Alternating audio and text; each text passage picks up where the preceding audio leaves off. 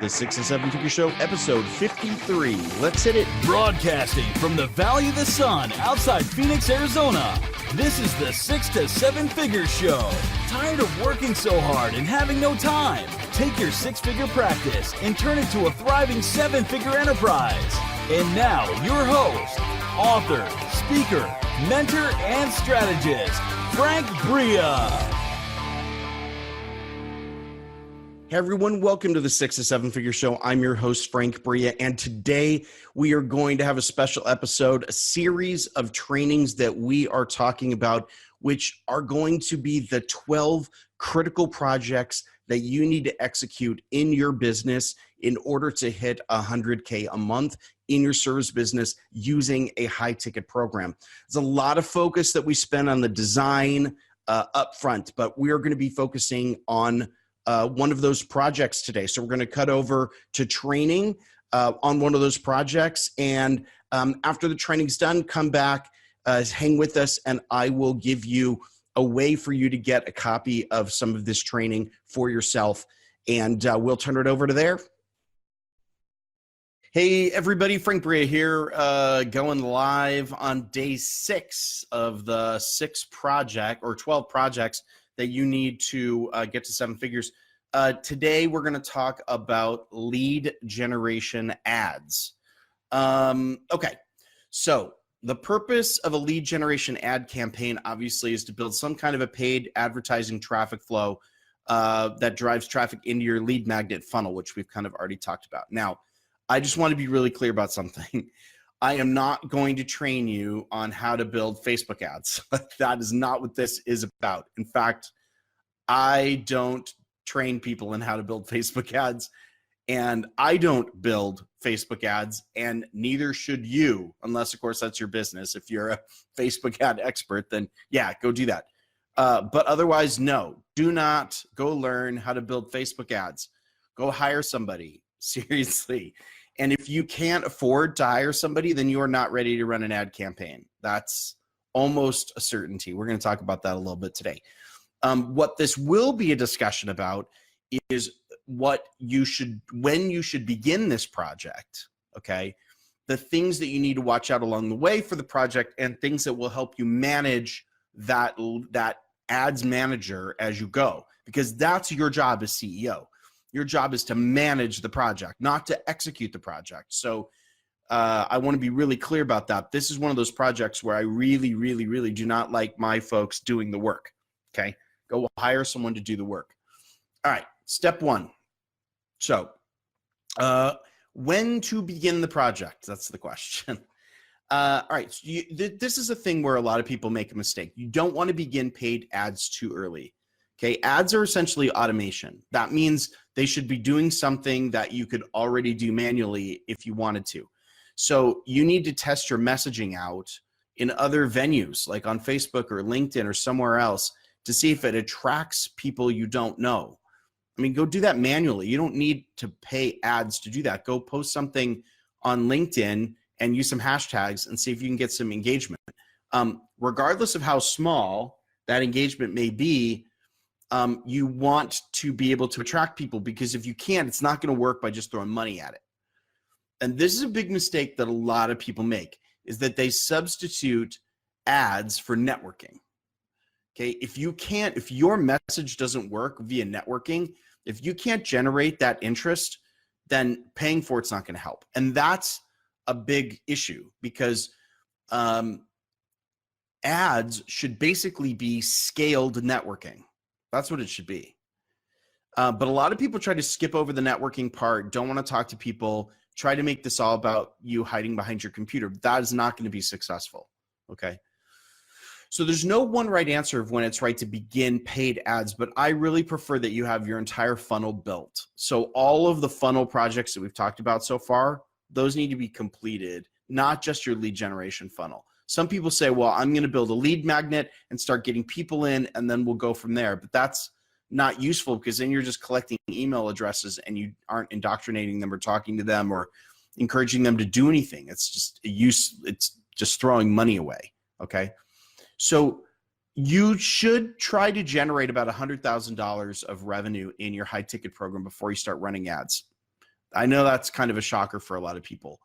I'm not saying you have to be $100,000 a year. I'm just saying validate your program by actually selling it to people first.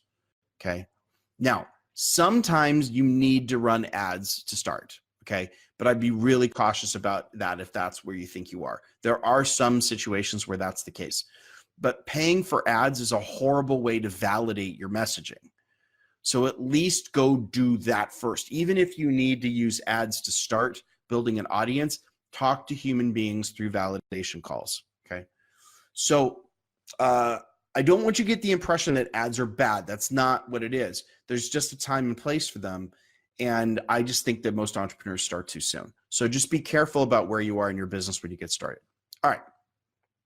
So once you actually launch the project of doing lead generation ads, there are a couple of things I want you to pay attention to as the project goes along. Number one, well, we'll talk about a few, but the overarching is the metric. Now, when you run ads, run paid advertising, ad managers like to throw lots of different metrics at you. They're going to throw all sorts of numbers. I'm telling you, there's only one metric that you as the CEO should care about, and that's cost per customer acquisition. Okay. How much does it cost you to sign up a new customer through your ad campaign? I don't care about lead cost, cost of view, cost per click. None of those actually matter to the CEO. The only thing that matters is the total amount you spend to acquire a new customer through your Facebook ad. Okay, that's it. Now, your Facebook ad person, your manager should care about all those metrics, okay, because they actually help them get everything organized and figured out and optimize the campaign. So those metrics help them kind of figure out where in the funnel things are going off and if they have to change the targeting and the messaging and all that stuff. But you as the CEO should only care about one thing and one thing only. How much does it cost you to sign up a new customer? All right. Now, here are a couple of things you need to be prepared for along the way as you execute this lead magnet ad project. Okay. First of all, be prepared to invest a few $1,000s in testing. Okay, I know no one wants to hear that, but actually is going to take you some time to actually test out your campaign, and the first few $1,000s are going to go out the door without anything necessarily coming back in. Be prepped for that. It happens. Okay, if you can't afford to lose a few $1,000s, you're not ready to run ads yet. 2, even if you're not going to be retargeting, start to pixel the audience as if you were. Now, any good ad manager is going to make sure that you do that. But as you're thinking through, build the audience and pixeling for retargeting, even if you don't run those retargeting ads. You're going to need that later.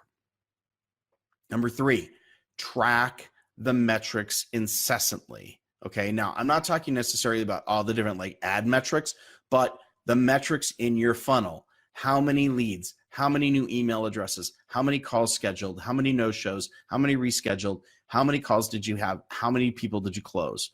Track them all the time. Always know your cost per customer acquisition. That is the number when it comes to advertising campaigns. Okay. So you just need to do the work to make sure these numbers are getting tracked. Don't blow it off. It's really important. And number 4, ad campaigns fade. Even really good ones will eventually die out and they don't work anymore. Your ads manager should be able to handle it, but watch for the drop off. And what you're watching for is that your cost per customer acquisition goes up. And if your manager isn't on that, like if you have to bring it up to them, then go fire them and get a new manager. That's their job. So make sure you take care of that. All right. So step 3, setting your expectations. I just want to give you the sense of this particular project. It could take you 4 to 6 weeks to dial in a lead generation ad campaign. Doesn't always, but it could. And regardless of the platform, I don't care if it's Facebook or AdWords or YouTube or whatever, custom ad platform, it's going to take time. Now, if you haven't validated your offer, your pain points, your messaging with your audience, it's going to take even longer than that. So it takes time regardless, but be patient. Okay. So you have to be patient with an ad campaign, but don't be naive. So a lot of people say, well, it takes time, so I'm just going to ignore it. Don't ignore it. Look for forward progress in your metrics. You want to make sure you're making progress. look for learnings. And even if you or your ad manager blow it on a campaign, it's totally fine. Just make sure you learn something that you're not going to do again. Okay. You need to be paying attention. All right. So when is this project done? When is it stable? When can you kind of say, okay, we're launched and we're good? You're shooting for a total cost of customer acquisition at about 20% of your revenue or less. So if you're charging $1,000 for a customer, you don't want to spend more than $200. Now, if you're running just lead generation ads, keep in mind that eventually your audience is going to need more from you. You're going to have to kick it up in terms of retargeting and some other projects. So don't spend the full 20% here. But lead generation does take up the bulk of the cost. And so 15% might be appropriate. So keep in mind that that's your metric. You're trying to get the cost of customer acquisition below 15% of revenue. Once you've achieved that metric, you're ready to basically call this project done and move your ad campaign into maintenance mode. It's going to keep going. You keep monitoring it, but you're not going to have to actively optimize it as much. All right. Hopefully that's helpful.